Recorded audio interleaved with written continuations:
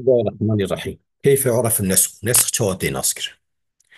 ويعرف النسخ من النقل الصريح عن رسول الله صلى الله عليه وسلم. تين في يمكن النسخ نقل الصريح شخص بيخبريمه عليه الصلاة والسلام، أو عن صحابي يقول يا صحابي كده بيجي آية كذا نسخت كذا، فلان آيات فلان آيات نسخ كده نسخ تشتكي أو ننه تشتكي جركي بسماعيه، تشتكي الشهادين إنك كنت بيجي والله فيها يورما أصحابيه. فيها معنى demek ki Resulullah istiyor ya جي حاضري olay gibi tabi Resulullah فهمتيه. وقد يحكم به عند وجود التعارض المقطوع به مع علم التاريخ ليعرف المتقدم والمتأخر. وقد يحكم بالنسخ، قد يحكم به عندما تحكم بالنسخ عند وجود التعارض. وقت ما سيد أردت آيات هذا ظهر تعارض هذا چelişki هبه المقطوع به، يعني تعارضك كسين يعني نتيجة معاونة ممكن به مع علم التاريخ. تاريخ شم زام فيها بلي فيها نازل بيه نوري مع علم التاريخ ليعرف المتقدم والمتأخر. طبعا علم التاريخ شبك مرزان بكينجا متقدمة كينجا متأخرة ويش أخي مرد بيجي إيش عادتوا أول نسخ كذا شو آياتنا بچelişki هبه demek ki عادتوا أبرين بريخو نسخ كذا. تمام.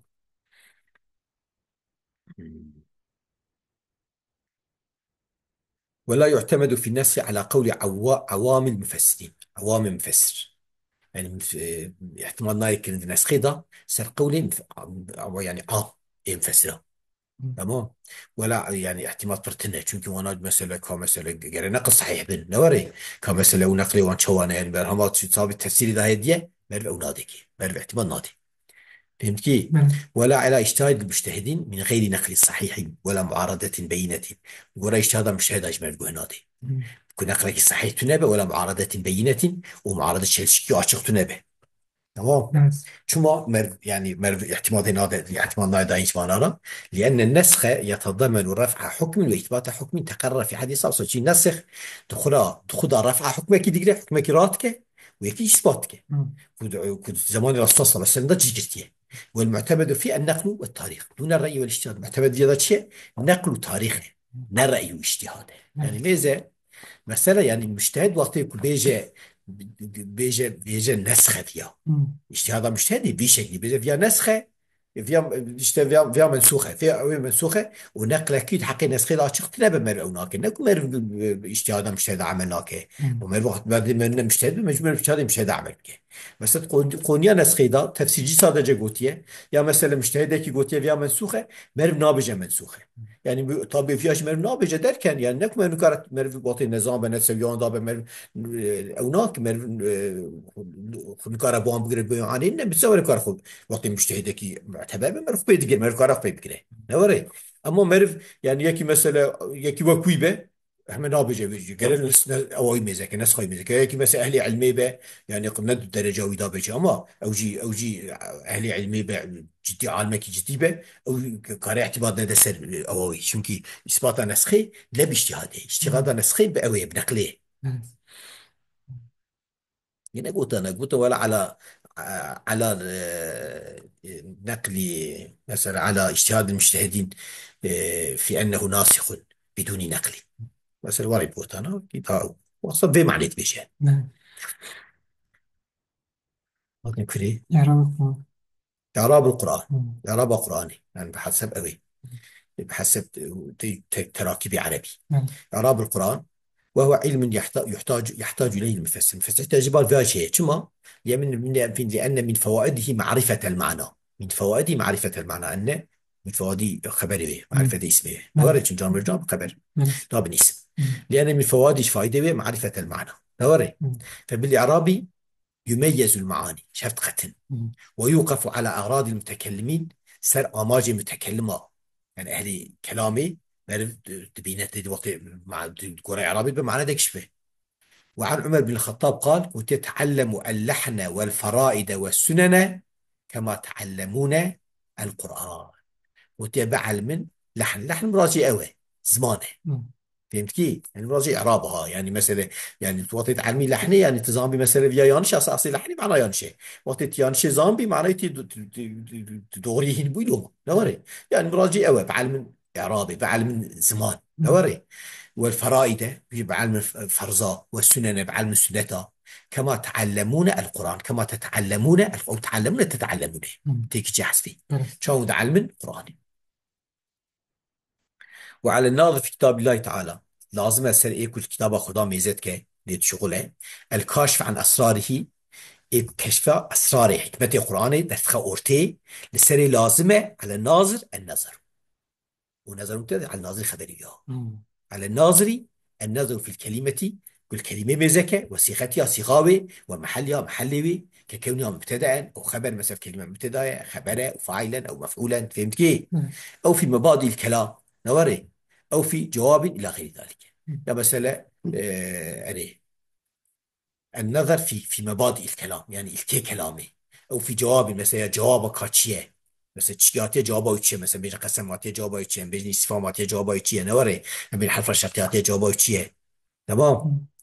إلى غير ذلك باش قد شدني قرف أنا صانده من ذلك قول بعضه مثلا فيا وتنا هنكيا وتنا وثمودا فما أبقى، وتنا أن ثمودا مفعول مقدم يعني فما أبقى ثمودا، ثمود نهشتيه. وهذا ممتنع في نابه شما لأن من نافية إيه، لأن لي وليه، لأن لمن نافيتي الصدر شيء أن ما نافية صدرته، لأن خبره صدر اسمه، فلا يعمل ما بعد فيما قبله، ما بعد ما قبله عملناك. والشيء وظن تبيته والصحيح أن ثمود معطوف على عادا، وعادا فما أبقى نور، وعادا وثمود اتصل بالرواية على أو على تقدير وأهلك ثمودا فما أبقى نابج مفعوله فما أبقى شو ما بعد ما ينافيه ما قبله ده عمل اوكي. فهمت كيف؟ فهمت كيف؟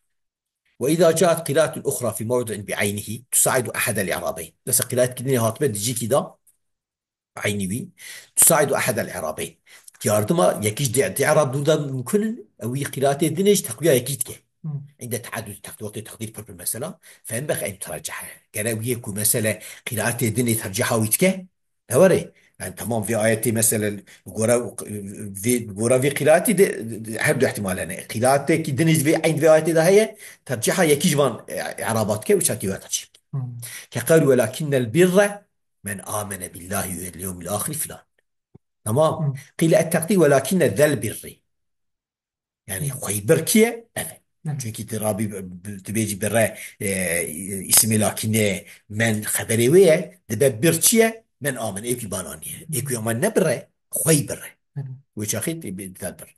وقيل إذا أف احتمال هي كش معنى صحيحة احتمال كدني ولكن البر بر من آمن تريد يوم ضافي تقدير خيرا إيكي إيمانانية يعني لكن خير آكيا أو خير وياك إيمان.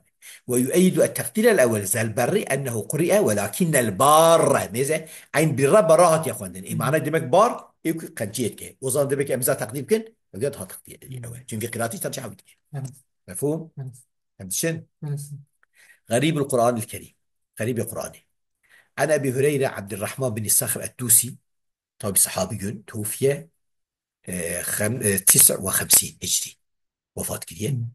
أعربوا القرآن قرآن إعراب يعني إعرابه يفهم بكن والتمسوا غرائبه غريبة ويش بكان غريبة ويش غريبة ويش يعني يكون معناه هركس زانه. والمراد بإعرابه معرفة معاني ألفاظه يعني لفظي معاني لفظ عن طب بإعراب تدي صار معانيات كن نوري. وليس المراد به الإعراب المصطلح على عند النحاة بمراد يعني عرب القرآن قرآني إعراب بكن درخ الورتي أساس يعني بمرادنا إعراب مصطلح جمع نحوية تابي شاد بوي قاسي تنبو أما هنك هبو مثلا إمام علي تقول وقت يدا قلنا الفاعل مرفوع والمفعول منصوب مضاف إليه مجهول تقول نوري هنك هبو يعني أويش كوي صار معانيات كن وقت بعرب القرآن ذاتا يعني وقت إعراب دايل قراوي شاقي إعراب طب وقع نحوي أنا تنبو ما هنك هبو وقت بوي شكلي به سمعنا ده الورتي يعني معناه بيك يعني جماعة اعتراض وليس مراد بإعراب صار عليه لأن باشينا أما يعني أو إعرابك أصلي الجمع النحوية هي أصلي وشاقيها يعني واحد هدي جالس مش تكلم كيش بوكو زمان بيوارم حافظة كل يوم زهاد زمان حافظة كيش زمان ما هي حل زمانك كي تونه كتشل بينش صار در باست به إلا يعني لهجة واني محكو اگر نبى زماني قوي انا مثلا بيه زماني تدياين باسن و مكتبه رسمي لا ناس ما خرد بو قديا ما ندم القرآن عربي هات محافظة كرن سبب عربي هات محافظة كرن أصلي أو شي بوف بركة قرآن بركة وحيين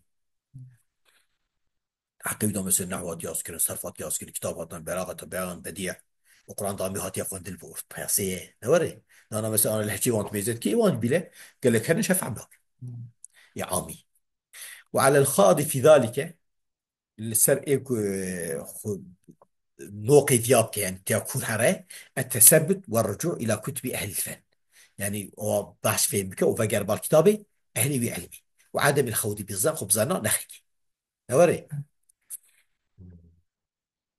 فهذه الصحابة مثلا صحابي كيوهم العرب العرباء عربي قحبون عربي صادبون وأصحاب اللغة الفصحى وخير لغة فصيح بون وما نزل القرآن عليهم بلغتهم وان القرآن بسروان لازم وبلغتي وانبو توقفوا في ألفاظ لم يعرفوا معناها مثلا توقف كنا هيك لفظي ومعناها النظام بنا فلم يقولوا فيها شيء حتى أنا قلت ايش بيجي خطوات من الغريبة القرآن بقرأ قال ما نجي بيتقاد يعني لكم ما مر بيجي والله بيا غريب هم معنا يفهم قال ما اللي بقرأ ورشت مش بكيك قلت نتشي نوري